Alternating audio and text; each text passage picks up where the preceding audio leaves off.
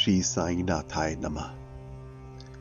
श्री साई सच्चरित्र अध्याय 9।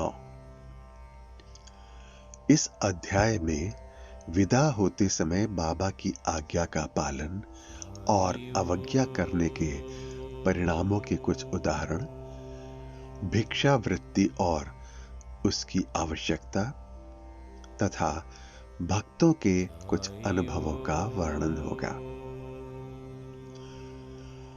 गत अध्याय के अंत में केवल इतना ही संकेत किया गया था कि लौटते समय जिन्होंने बाबा के आदेशों का पालन किया वे सकुशल घर लौटे और जिन्होंने अवज्ञा की उन्हें दुर्घटनाओं का सामना करना पड़ा। इस अध्याय में यह कथन अन्य कई पुष्टिकारक घटनाओं और अन्य विषयों के साथ विस्तार पूर्वक समझाया जाएगा। शिरडी यात्रा की विशेषता। शिरडी यात्रा की एक विशेषता यह थी कि बाबा की आज्ञा के बिना कोई भी शिरडी से प्रस्थान नहीं कर सकता था और यदि किसी ने किया भी तो मानो उसने अनेक कष्टों को निमंत्रण दे दिया। परंतु यदि किसी को शिरडी छोड़ने की आज्ञा हुई तो फिर वहां उसका ठहरना नहीं हो सकता था। जब भक्तगण लौटने के समय बाबा को प्रणाम करने जाते तो बाबा उन्हें कुछ आदेश दिया करते थे जिनका पालन अति आवश्यक था। यदि इन आदेशों की अवज्ञा कर कोई लौट गया तो निश्चय ही उसे किसी न किसी दुर्घटना का सामना करना पड़ता था। ऐसे ही कुछ उदाहरण यहां दिए जाते हैं। तात्या कोते पाटिल। एक समय तात्या कोते पाटिल तांगे में बैठकर कोपर गांव के बाजार को जा रहे थे। वे शीघ्रता से मस्जिद में आए, बाबा को नमन किया और कहा कि मैं कोपर गांव के बाजार को जा रहा हूं। बाबा ने कहा, शीघ्रता ना करो, थोड़ा ठहरो, बाजार जाने का विचार छोड़ दो और गांव के बाहर न जाओ। उनकी उतावली को देखकर बाबा ने कहा, अच्छा, कम से कम श्यामा को तो साथ लेते जाओ। बाबा की आज्ञा की अवहेलना करके उन्होंने तुरंत तांगा आगे बढ़ाया। तांगे के 2 घोड़ों में से एक घोड़ा, जिसका मूल्य लगभग 300 रुपए था, अति चंचल और द्रुतगामी था। रास्ते में सावली विहीर ग्राम पार करने के पश्चात ही वह अधिक वेग से दौड़ने लगा। अकस्मात ही उसकी कमर में मोच आ गई और वह वहीं गिर पड़ा। यद्यपि तात्या को अधिक चोट तो न आई, परंतु उन्हें अपनी साईं मां के आदेशों की स्मृति अवश्य हो आई। एक अन्य अवसर पर कोल्हार ग्राम को जाते हुए भी उन्होंने बाबा के आदेशों की अवज्ञा की थी और ऊपर वर्णित घटना के समान ही उन्हें दुर्घटना का सामना करना पड़ा था। एक यूरोपियन महाशय। एक समय बंबई के एक यूरोपियन महाशय नाना साहेब चांदोरकर से परिचय पत्र प्राप्त कर किसी विशेष कार्य से शिरडी आए। उन्हें एक आलीशान तंबू में ठहराया गया। वे तो बाबा के समक्ष नत होकर कर कमलों का चुंबन करना चाहते थे। इसी कारण उन्होंने 3 बार मस्जिद की सीढ़ियों पर चढ़ने का प्रयत्न किया, परंतु बाबा ने उन्हें अपने समीप आने से रोक दिया। उन्हें आंगन में ही ठहरने और वहीं से दर्शन करने की आज्ञा मिली। इस विचित्र स्वागत से अप्रसन्न होकर उन्होंने शीघ्र ही शिरडी से प्रस्थान करने का विचार किया और विदा लेने के हेतु वे वहां आए। बाबा ने उन्हें दूसरे दिन जाने और शीघ्रता न करने की राय दी। अन्य भक्तों ने भी उनसे बाबा के आदेश का पालन करने की प्रार्थना की, परंतु वे सबकी उपेक्षा कर तांगे में बैठकर रवाना हो गए। कुछ दूर तक तो घोड़े ठीक ठीक चलते रहे, परंतु सावली विहीर नामक गांव पार करने पर एक बाइसिकल सामने से आई, जिसे देखकर घोड़े भयभीत हो गए और द्रुत गति से दौड़ने लगे। फलस्वरूप तांगा उलट गया और महाशय जी नीचे लुढ़क गए तथा कुछ दूर तक तांगे के साथ साथ घिसटते चले गए। लोगों ने तुरंत ही दौड़कर उन्हें बचा लिया, परंतु चोट अधिक आने के कारण उन्हें कोपर गांव के अस्पताल में शरण लेनी पड़ी। इस घटना से भक्तों ने शिक्षा ग्रहण की कि जो बाबा के आदेशों की अवहेलना करते हैं, उन्हें किसी न किसी प्रकार की दुर्घटना का शिकार होना पड़ता है, और जो आज्ञा का पालन करते हैं वे सकुशल और सुखपूर्वक घर पहुंच जाते हैं। भिक्षा वृत्ति की आवश्यकता। अब हम भिक्षा वृत्ति के प्रश्न पर विचार करेंगे। संभव है कुछ लोगों के मन में संदेह उत्पन्न हो कि जब बाबा इतने श्रेष्ठ पुरुष थे तो फिर उन्होंने आजीवन भिक्षा वृत्ति पर ही क्यों निर्वाह किया। इस प्रश्न को दो दृष्टिकोण समक्ष रखकर हल किया जा सकता है। पहला, भिक्षा वृत्ति पर निर्वाह करने का कौन अधिकारी है? शास्त्रानुसार वे व्यक्ति जिन्होंने तीन मुख्य आसक्तियों, पहली कामिनी, दूसरा कांचन और तीसरा कीर्ति का त्याग कर आसक्ति मुक्त हो संन्यास ग्रहण कर लिया हो, वे ही भिक्षावृत्ति के उपयुक्त अधिकारी हैं, क्योंकि वे अपने गृह में भोजन तैयार करने का प्रबंध नहीं कर सकते। अतः उन्हें भोजन कराने का भार गृहस्थों पर ही है। श्री साईं बाबा ना तो गृहस्थ थे और ना ही वानप्रस्थी, वे तो बाल ब्रह्मचारी थे। उनकी यह दृढ़ भावना थी कि विश्व ही मेरा ग्रह है। वे तो स्वयं ही भगवान वासुदेव विश्व पालन करता तथा परब्रह्म थे। अतः वे भिक्षा उपार्जन के पूर्ण अधिकारी थे। दूसरा दृष्टिकोण, पंचसूना अर्थात 5 पाप और उनका प्रायश्चित। सबको यह ज्ञात है कि भोजन सामग्री या रसोई बनाने के लिए गृहस्थ आश्रमियों को 5 प्रकार की क्रियाएं करनी पड़ती हैं।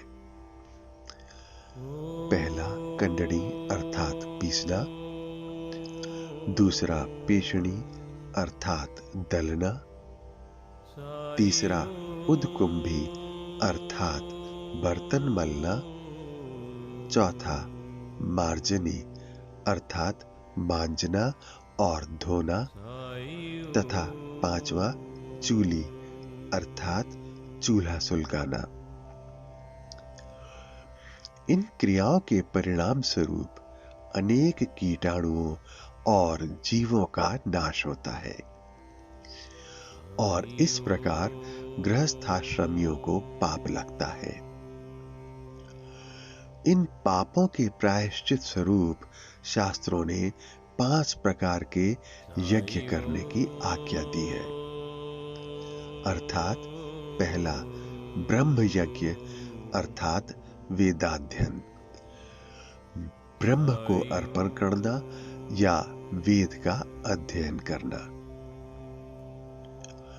दूसरा पितृयज्ञ अर्थात पूर्वजों को दान। तीसरा देव यज्ञ अर्थात देवताओं को बलि। चौथा भूत यज्ञ अर्थात प्राणियों को दान।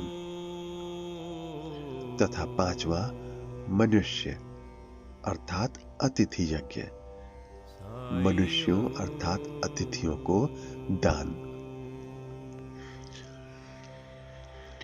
यदि ये कर्म विधि पूर्वक शास्त्रानुसार किए जाएं, तो चित्त शुद्ध होकर ज्ञान और आत्म अनुभूति की प्राप्ति सुलभ हो जाती है। बाबा द्वार द्वार पर जाकर गृहस्थ आश्रमियों को इस पवित्र कर्तव्य की स्मृति दिलाते रहते थे और वे लोग अत्यंत भाग्यशाली थे जिन्हें घर बैठे ही बाबा से शिक्षा ग्रहण करने का अवसर मिल जाता था।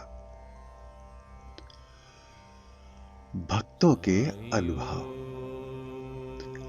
अब हम अन्य मनोरंजक विषयों का वर्णन करते हैं। भगवान कृष्ण ने गीता में कहा है, जो मुझे भक्ति पूर्वक केवल एक पत्र, फूल, फल या जल भी अर्पण करता है, तो मैं उस शुद्ध अंतःकरण वाले भक्त के द्वारा अर्पित की गई वस्तु को सहर्ष स्वीकार कर लेता हूं। पत्रम पुष्पम फलम तोयम यो मे भक्त्या प्रयच्छते तदहम भक्त प्रयत्मश्नानि प्रयतात्मनः। गीता अध्याय 9 26वां श्लोक। यदि भक्त सचमुच में श्री साईं बाबा को कुछ भेंट देना चाहता था और बाद में यदि उसे अर्पण करने की विस्मृति भी हो गई, तो बाबा उसे या उसके मित्र द्वारा उस भेंट की स्मृति कराते और भेंट देने के लिए कहते तथा भेंट प्राप्त कर उसे आशीष देते थे। नीचे कुछ ऐसी ही घटनाओं का वर्णन किया जाता है। तरखड़ कुटुंब, पिता और पुत्र। श्री रामचंद्र आत्माराम उपनाम बाबा साहेब तरखड़ पहले प्रार्थना समाजी थे, तथापि वे बाबा के परम भक्त थे। उनकी स्त्री और पुत्र तो बाबा के एक निष्ठ भक्त थे। एक बार उन्होंने ऐसा निश्चय किया कि पुत्र व उसकी मां ग्रीष्मकालीन छुट्टियां शिरडी में ही व्यतीत करें, परंतु पुत्र बांद्रा छोड़ने को सहमत न हुआ। उसे भय था कि बाबा का पूजन घर में विधि पूर्वक न हो सकेगा, क्योंकि पिताजी प्रार्थना समाजी हैं और संभव है कि वे श्री साईं बाबा के पूजन आदि का उचित ध्यान न रख सकें। परंतु पिता के आश्वासन देने पर कि पूजन यथाविधि ही होता रहेगा, मां और पुत्र ने एक शुक्रवार की रात्रि में शिरडी को प्रस्थान कर दिया। दूसरे दिन शनिवार को श्रीमान तरखड़ ब्रह्म मुहूर्त में उठे और स्नान आदि कर पूजन प्रारंभ करने के पूर्व बाबा के समक्ष साष्टांग दंडवत करके बोले, हे बाबा, मैं ठीक वैसा ही आपका पूजन करता रहूंगा जैसे कि मेरा पुत्र करता रहा है, परंतु कृपा कर इसे शारीरिक परिश्रम तक ही सीमित न रखना। ऐसा कहकर उन्होंने पूजन आरंभ किया और मिश्री का नैवेद्य अर्पित किया, जो दोपहर के भोजन के समय प्रसाद के रूप में वितरित कर दिया गया। उस दिन की संध्या तथा अगला दिन इतवार भी निर्विघ्न व्यतीत हो गया। सोमवार को उन्हें ऑफिस जाना था, परंतु वह दिन भी निर्विघ्न निकल गया। श्री तरखट ने इस प्रकार अपने जीवन में कभी पूजा न की थी। उनके हृदय में अति संतोष हुआ कि पुत्र को दिए गए वचनानुसार पूजा यथाक्रम संतोष पूर्वक चल रही है। अगले दिन मंगलवार को सदैव की भांति उन्होंने पूजा की और ऑफिस को चले गए। दोपहर को घर लौटने पर जब वे भोजन को बैठे तो थाली में प्रसाद न देखकर उन्होंने अपने रसोइये से इस संबंध में प्रश्न किया। उसने बतलाया कि आज विस्मृतिवश वे नैवेद्य अर्पण करना भूल गए हैं। यह सुनकर वे तुरंत अपने आसन से उठे और बाबा को दंडवत कर क्षमा याचना करने लगे तथा बाबा से उचित पथ प्रदर्शन न करने तथा पूजन को केवल शारीरिक परिश्रम तक ही सीमित रखने के लिए उलाहना देने लगे। उन्होंने संपूर्ण घटना का विवरण अपने पुत्र को पत्र द्वारा सूचित किया और उससे प्रार्थना की कि वह पत्र बाबा के श्री चरणों पर रखकर उनसे कहना कि वे इस अपराध के लिए क्षमा प्रार्थी हैं। यह घटना बांद्रा में लगभग दोपहर को हुई थी और उसी समय शिरडी में जब दोपहर की आरती प्रारंभ होने ही वाली थी कि बाबा ने श्रीमती तरखट से कहा,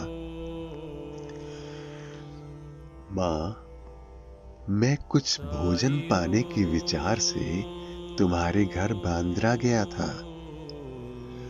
द्वार में ताला लगा देखकर भी मैंने किसी प्रकार गृह में प्रवेश किया,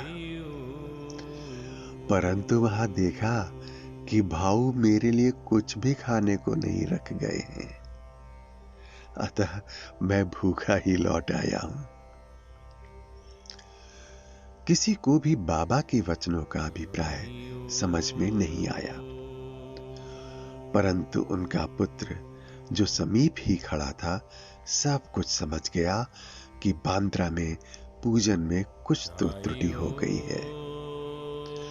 इसलिए वह बाबा से लौटने की अनुमति मांगने लगा, परंतु बाबा ने आज्ञा न दी और वहीं पूजन करने का आदेश दिया। उनके पुत्र ने शिरडी में जो कुछ हुआ उसे पत्र में लिखकर पिता को भेजा और भविष्य में पूजन में सावधानी बरतने के लिए विनती की। दोनों पत्र डाक द्वारा दूसरे दिन दोनों पक्षों को मिले। क्या यह घटना आश्चर्यपूर्ण नहीं है? श्रीमती तरखट।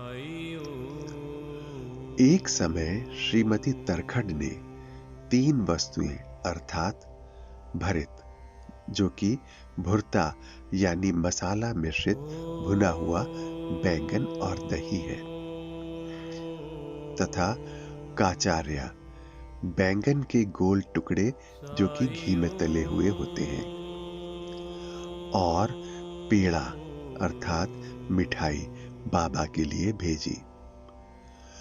बाबा ने उन्हें किस प्रकार स्वीकार किया, इसे अब देखेंगे। बांद्रा के श्री रघुवीर भास्कर पुरंदरे बाबा के परम भक्त थे। एक समय वे शिरडी को जा रहे थे। श्रीमती तरखड़ ने श्रीमती पुरंदरे को 2 बैंगन दिए और उनसे प्रार्थना की कि शिरडी पहुंचने पर वे एक बैंगन का भुर्ता और दूसरे का काचार्या बनाकर बाबा को भेंट कर दें। शिरडी पहुंचने पर श्रीमती पुरंदरे भुर्ता लेकर मस्जिद गईं। बाबा उसी समय भोजन को बैठे ही थे। बाबा को वह भुर्ता बड़ा स्वादिष्ट प्रतीत हुआ। इस कारण उन्होंने थोड़ा थोड़ा सभी को वितरित किया। इसके पश्चात ही बाबा ने काचर्या लाने को कहा। राधा कृष्ण माई के पास संदेश भेजा गया कि बाबा काचर्या मांग रहे हैं। अब वे बड़े असमंजस में पड़ गई कि अब क्या किया जाए। बैंगन की तो अभी ऋतु ही नहीं है। अब समस्या उत्पन्न हुई कि बैंगन किस प्रकार उपलब्ध हो। जब इस बात का पता लगाया गया कि भुर्ता लाया कौन था, तब ज्ञात हुआ कि बैंगन श्रीमती पुरंदरे लाई थीं तथा उन्हें ही काचार्या बनाने का कार्य सौंपा गया था। अब प्रत्येक को बाबा की इस पूछताछ का अभिप्राय विदित हो गया और सबको बाबा की सर्वज्ञता पर महान आश्चर्य हुआ। दिसंबर सन 1995 में श्री गोविंद बालाराम मानकर शिरडी जाकर वहां अपने पिता की अंत्येष्टि क्रिया करना चाहते थे। प्रस्थान करने से पूर्व वे श्रीमती तरखड़ से मिलने आए। श्रीमती तरखड़ बाबा के लिए कुछ भेंट शिरडी भेजना चाहती थी। उन्होंने पूरा घर छान डाला, परंतु केवल एक पेड़े के अतिरिक्त कुछ न मिला और वह पेड़ा भी अर्पित नैवेद्य का था। बालक गोविंद ऐसी परिस्थिति देखकर रोने लगा, परंतु फिर भी अति प्रेम के कारण वही पेड़ा बाबा के लिए भेज दिया। उन्हें पूर्ण विश्वास था कि बाबा उसे अवश्य स्वीकार कर लेंगे। शिरडी पहुंचने पर गोविंद मानकर बाबा के दर्शनार्थ गए, परंतु वहां पेड़ा ले जाना भूल गए। बाबा यह सब चुपचाप देखते रहे, परंतु जब वह पुनः संध्या समय बिना पेड़ा लिए हुए वहां पहुंचा तो फिर बाबा शांत न रह सके और उन्होंने पूछा, तुम मेरे लिए क्या लाए हो? उत्तर मिला, कुछ नहीं। बाबा ने पुनः प्रश्न किया और उसने वही उपर्युक्त उत्तर फिर दोहरा दिया। अब बाबा ने स्पष्ट शब्दों में पूछा, क्या तुम्हें मां ने चलते समय कुछ मिठाई नहीं दी थी? अब उसे स्मृति हो आई और वह बहुत ही लज्जित हुआ तथा बाबा से क्षमा याचना करने लगा। वह दौड़कर शीघ्र ही वापस गया और पेड़ा लाकर बाबा के सम्मुख रख दिया। बाबा ने तुरंत ही पेड़ा खा लिया। इस प्रकार श्रीमती तरखड़ की भेंट बाबा ने स्वीकार की और भक्त मुझ पर विश्वास करता है, इसलिए मैं स्वीकार कर लेता हूं। यह भगवत वचन सिद्ध हुआ। बाबा का संतोषपूर्वक भोजन। एक समय श्रीमती तरखड़ शिरडी आई हुई थी। दोपहर का भोजन प्रायः तैयार हो चुका था और थालियां परोसी ही जा रही थीं। उसी समय वहां एक भूखा कुत्ता आया और भौंकने लगा। श्रीमती तरखट तुरंत उठी और उन्होंने रोटी का एक टुकड़ा कुत्ते को डाल दिया। कुत्ता बड़ी रुचि के साथ उसे खा गया। संध्या के समय जब वे मस्जिद में जाकर बैठी तो बाबा ने उनसे कहा, मां, आज तुमने मुझे बड़े प्रेम से खिलाया। मेरी भूखी आत्मा को बड़ी सांत्वना मिली है। सदैव ऐसा ही करती रहो, तुम्हें कभी ना कभी इसका उत्तम फल अवश्य प्राप्त होगा। इस मस्जिद में बैठकर मैं कभी असत्य नहीं बोलूंगा। सदैव मुझ पर ऐसा ही अनुग्रह करती रहो। पहले भूखों को भोजन कराओ, बाद में तुम भोजन किया करो। इसे अच्छी तरह ध्यान में रखो। बाबा के शब्दों का अर्थ उनकी समझ में न आया, इसलिए उन्होंने प्रश्न किया, भला मैं किस प्रकार भोजन करा सकती हूं? मैं तो स्वयं दूसरों पर निर्भर हूं और उन्हें दाम देकर भोजन प्राप्त करती हूं। बाबा कहने लगे, उस रोटी को ग्रहण कर मेरा हृदय तृप्त हो गया है और अभी तक मुझे डकारें आ रही हैं। भोजन करने से पूर्व तुमने जो कुत्ता देखा था और जिसे तुमने रोटी का टुकड़ा दिया था, वह यथार्थ में मेरा ही स्वरूप था। और इसी प्रकार अन्य प्राणी, बिल्लियां, सुअर, मक्खियां, गाय इत्यादि भी मेरे ही स्वरूप हैं। मैं ही उनके आकारों में डोल रहा हूं। जो इन सब प्राणियों में मेरा दर्शन करता है, वह मुझे अत्यंत प्रिय है। इसलिए द्वैत या भेदभाव भूलकर तुम मेरी सेवा किया करो।